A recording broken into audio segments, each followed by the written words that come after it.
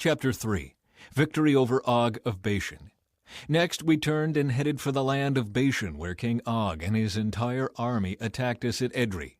But the Lord told me, "Do not be afraid of him, for I have given you victory over Og and his entire army, and I will give you all his land. Treat him just as you treated King Sihon of the Amorites, who ruled in Heshbon." So the Lord our God handed King Og and all his people over to us, and we killed them all. Not a single person survived. We conquered all 60 of his towns, the entire Argob region in his kingdom of Bashan. Not a single town escaped our conquest. These towns were all fortified with high walls and barred gates. We also took many unwalled villages at the same time. We completely destroyed the kingdom of Bashan, just as we had destroyed King Sihon of Heshbon. We destroyed all the people in every town we conquered, men, women, and children alike. But we kept all the livestock for ourselves, and took plunder from all the towns. So we took the land of the 2 Amorite kings east of the Jordan River, all the way from the Arnon Gorge to Mount Hermon. Mount Hermon is called Sirion by the Sidonians, and the Amorites call it Senir. We had now conquered all the cities on the plateau, and all Gilead and Bashan, as far as the towns of Salecah and Edrei, which were part of Og's kingdom in Bashan. King Og of Bashan was the last survivor of the giant Rephaites. His bed was made of iron and was more than 13 feet long and 6 feet wide. It can still be seen in the Ammonite city of Rabbah. Land division east of the Jordan. When we took possession of this land, I gave to the tribes of Reuben and Gad the territory beyond Aror along the Arnon Gorge, plus half of the hill country of Gilead with its towns. Then I gave the rest of Gilead and all of Bashan, Og's former kingdom, to the half-tribe of Manasseh. This entire Argob region of Bashan used to be known as the land of the Rephaites. Jair, a leader from the tribe of Manasseh, conquered the whole Argob region in Bashan, all the way to the border of the Geshurites and Maacathites. Jair renamed this region after himself, calling it the Towns of Jair, as it is still known today. I gave Gilead to the clan of Machir, but I also gave part of Gilead to the tribes of Reuben and Gad.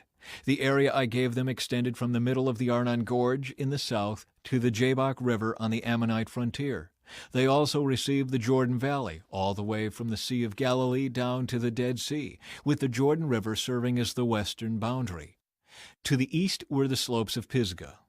At that time I gave this command to the tribes that would live east of the Jordan: "Although the Lord your God has given you this land as your property, all your fighting men must cross the Jordan ahead of your Israelite relatives, armed and ready to assist them.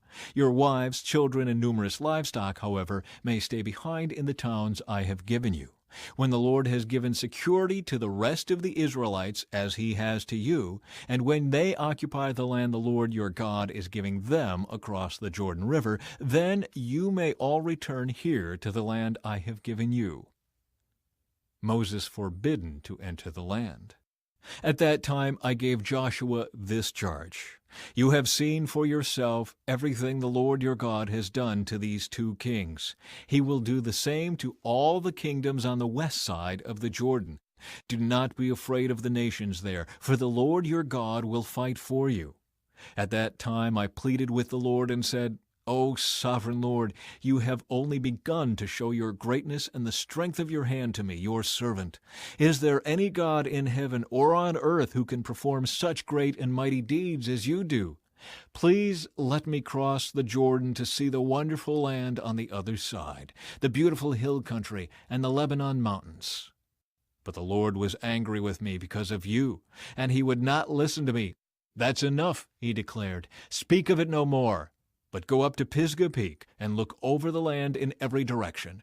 Take a good look, but you may not cross the Jordan River.